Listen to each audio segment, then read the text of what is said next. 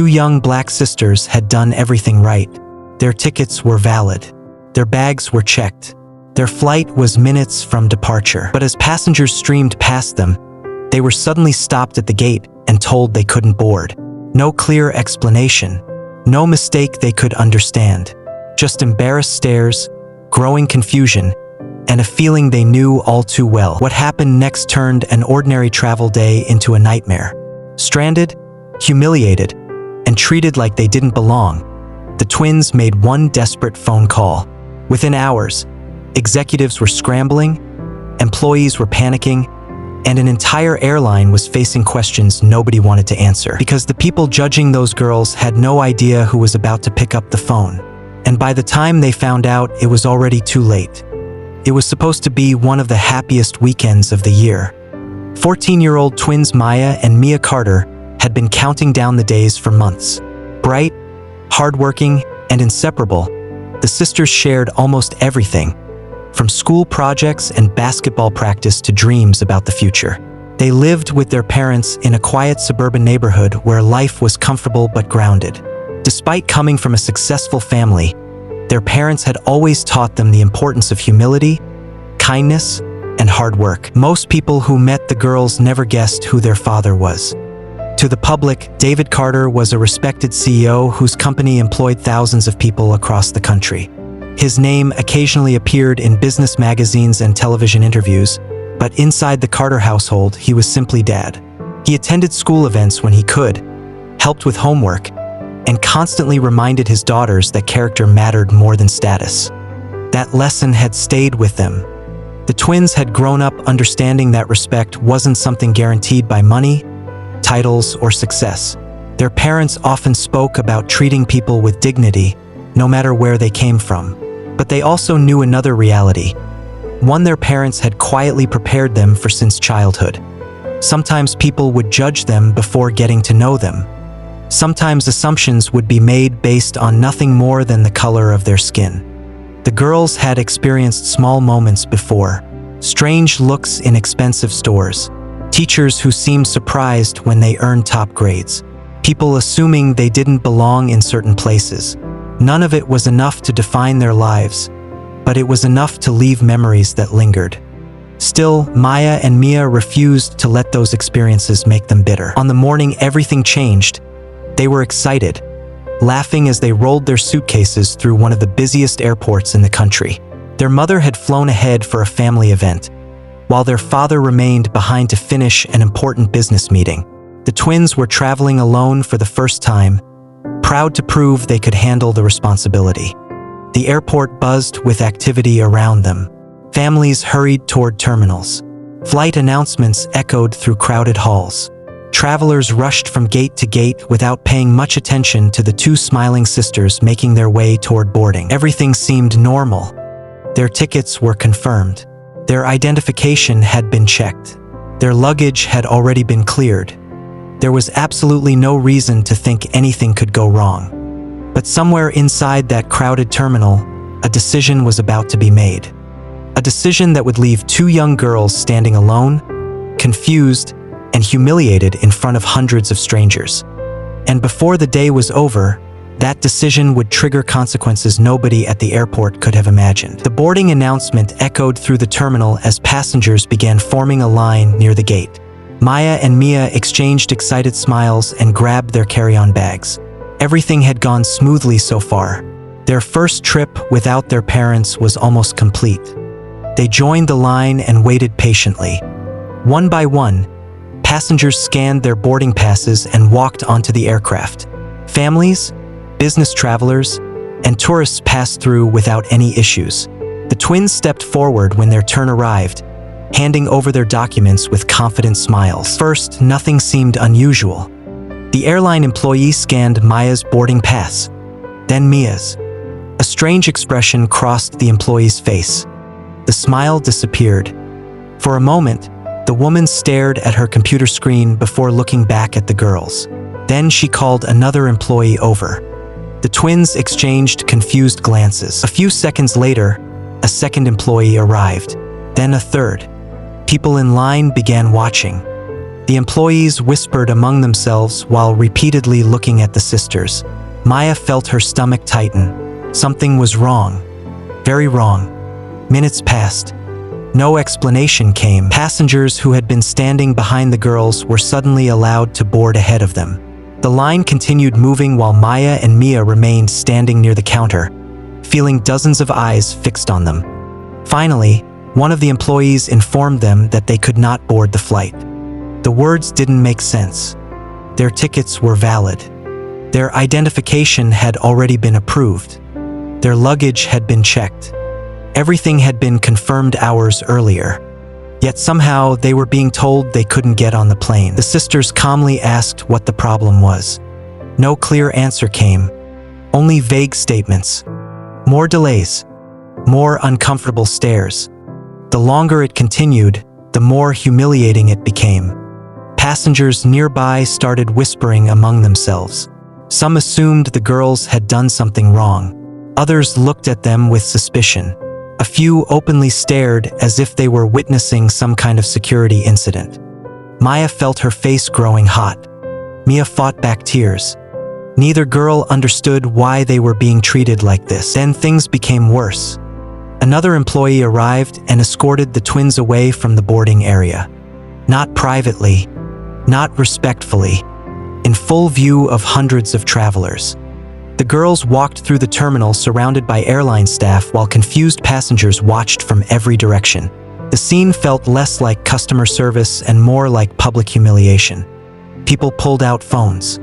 Others whispered. Some shook their heads. The twins felt completely powerless. Inside a small customer service office, they were asked the same questions repeatedly. Their documents were checked again and again. Every answer they provided matched the information already in the airline system. Still, the delay continued. An hour passed, then another. Their flight departed without them. Maya stared through a terminal window as the aircraft slowly pulled away from the gate. The realization hit her like a punch. They had done everything right, yet they had been left behind. For the first time that day, fear began replacing confusion. Their mother was waiting at the destination. Their father was unavailable during a major business meeting. They were alone, and nobody seemed interested in fixing the situation. What hurt most wasn't the missed flight. It was the feeling beneath everything. The feeling that they were being viewed differently, judged differently, treated differently. The same feeling their parents had warned them about years earlier. As the hours dragged on, the explanations became even more inconsistent. Different employees provided different reasons. Some blamed paperwork. Others referenced policy issues. None of the explanations matched each other. The more questions the twins asked, the less sense the situation made. Meanwhile, passengers who had witnessed the scene began approaching them quietly. A few admitted they couldn't understand why the girls had been stopped. Others shared stories of seeing similar incidents happen before. Each comment made the situation feel heavier, more disturbing, more personal. Eventually, Maya stepped away from the counter and sat beside her sister. The busy airport seemed louder than ever. Announcements echoed overhead. Suitcases rolled across polished floors. Thousands of travelers continued moving toward their destinations. Yet the twins felt completely invisible. Then Mia looked down at her phone. There was only one person left to call, their father. Neither sister wanted to interrupt his meeting. They knew how important it was. But after hours of confusion, humiliation, and silence, they didn't know what else to do. With trembling hands, Mia pressed the call button. The phone rang. Once, twice, 3 times. Then someone answered. For several minutes, the twins explained everything. The boarding gate, the delays, the conflicting explanations, the flight leaving without them, the humiliation, the fear. The silence on the other end of the line grew heavier with every detail. Because while Maya and Mia still didn't understand exactly why they had been denied boarding, their father was beginning to understand something that made his blood run cold. And moments later, events would begin unfolding so fast that the people responsible wouldn't have time to prepare for what was coming next. The reaction was almost immediate. Less than an hour after the phone call ended, the atmosphere inside the airport began to change. Managers who had barely acknowledged the twins earlier were suddenly moving through the terminal with urgency. Phones rang non-stop. Employees rushed between offices. Conversations stopped whenever Maya and Mia walked past. The sisters didn't understand what was happening, but they could feel it. Something had shifted. Then several senior airport officials appeared. Not one, not two, several. Their expressions were tense, nervous. For the first time all day, people seemed desperate to provide answers. Yet the answers only raised more questions. Records were reviewed. Security footage was examined. Internal communications were pulled up.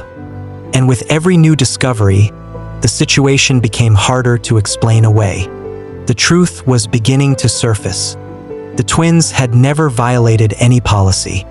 There was no paperwork issue, no security concern, no legitimate reason for them to be denied boarding.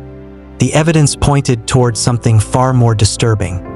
A series of assumptions, judgments made before facts, decisions influenced by perceptions rather than reality. And those decisions had cost two innocent girls their flight. Word spread quickly among airport staff. Employees who had witnessed the incident earlier began whispering among themselves. Some looked uncomfortable.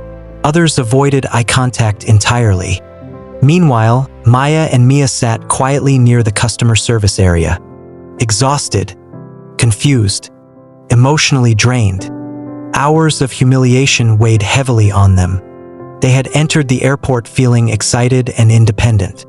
Now they felt small, embarrassed, questioning why this had happened to them at all. Then came the moment that changed everything. A senior executive connected to the airline arrived personally. The tension in the terminal became impossible to ignore. Staff members stood silently. Managers looked pale. Nobody seemed prepared for what was unfolding. Because by now, everyone had learned the same thing. The father of the two girls wasn't simply an upset parent. He was one of the most influential CEOs in the country. And more importantly, he had already begun demanding answers. Not because of his position, not because of his wealth, but because his daughters had been treated unfairly. The realization hit the airport like a shockwave. For hours, Maya and Mia had been ignored. For hours, their concerns had been dismissed. For hours, nobody had listened. Now suddenly everyone was listening. The contrast was impossible to miss. And perhaps that was the most painful part of all. Why did it take power and influence for people to pay attention? Why hadn't two innocent girls been enough? As the truth continued unfolding, a heavy silence settled over the terminal. The sisters finally understood that this day had become bigger than a missed flight, bigger than an airport, bigger than a single act of discrimination. What happened to them was exposing a question that countless others had asked before. How many people experience the same treatment every day, but never receive the phone call that changes everything? And as investigators dug deeper into what really happened, the full consequences were only beginning to emerge. By the end of the day, Maya and Mia finally made it to their destination. But they didn't arrive as the same girls who had walked into the airport that morning. The excitement that had filled them just hours earlier had been replaced by something heavier, something harder to forget. The missed flight could be rescheduled. The travel plans could be fixed. But the humiliation stayed with them. So did the questions. The twins spent weeks replaying the events in their minds. The long delays, the suspicious looks, the contradictory explanations, the feeling of standing in a crowded terminal while strangers watched them as though they had done something wrong. Again and again, they returned to the same painful realization. They had followed every rule. They had done everything right. Yet somehow they were still forced to prove they belonged. Investigations eventually led to disciplinary actions, policy reviews, and public scrutiny surrounding the incident. Airport and airline officials faced difficult questions about fairness, accountability, and the treatment of passengers. But for Maya and Mia, the most important lesson wasn't about policies. It was about perspective. For the first time, they fully understood something their parents had quietly prepared them for throughout their lives. Success cannot always shield someone from prejudice. Education cannot always prevent assumptions. And sometimes, even when people appear equal on paper, they are not treated equally in practice. Their father never focused on revenge. Instead, he focused on awareness. He used the incident to push for conversations about bias, fairness, and the responsibility institutions have to treat every person with dignity and respect. Because deep down, he knew something that stayed with him long after the headlines faded. His daughters eventually received answers. His daughters eventually received attention. His daughters eventually received support. But countless others never do. By the end of the day, Maya and Mia finally made it to their destination. But they didn't arrive as the same girls who had walked into the airport that morning. The excitement that had filled them just hours earlier had been replaced by something heavier, something harder to forget. The missed flight could be rescheduled. The travel plans could be fixed. But the humiliation stayed with them. So did the questions. The twins spent weeks replaying the events in their minds. The long delays, the suspicious looks, the contradictory explanations, the feeling of standing in a crowded terminal while strangers watched them as though they had done something wrong. Again and again, they returned to the same painful realization. They had followed every rule. They had done everything right. Yet somehow they were still forced to prove they belonged. Investigations eventually led to disciplinary actions, policy reviews, and public scrutiny surrounding the incident. Airport and airline officials faced difficult questions about fairness, accountability, and the treatment of passengers. But for Maya and Mia, the most important lesson wasn't about policies. It was about perspective. For the first time, they fully understood something their parents had quietly prepared them for throughout their lives. Success cannot always shield someone from prejudice. Education cannot always prevent assumptions. And sometimes, even when people appear equal on paper, they are not treated equally in practice. Their father never focused on revenge. Instead, he focused on awareness. He used the incident to push for conversations about bias, fairness, and the responsibility institutions have to treat every person with dignity and respect. Because deep down, he knew something that stayed with him long after the headlines faded. His daughters eventually received answers. His daughters eventually received attention. His daughters eventually received support. But countless others never do. Every day, people experience moments that leave them feeling excluded, judged, or unfairly targeted. Many never have influential parents, public attention, or powerful voices fighting on their behalf. Their stories often remain invisible. And that is what makes stories like this so important. Because this was never just about two sisters missing a flight. It was about a larger reality that continues affecting people in ways both visible and hidden. A reminder that dignity should never depend on status. Respect should never depend on influence. And fairness should never depend on who is standing behind you. So as this story comes to an end, one question remains. If two innocent girls could be treated this way while doing everything right, how many others are facing the same injustice without anyone noticing? If the story moved you, share it, discuss it, and keep the conversation going. Because change begins when people refuse to look away.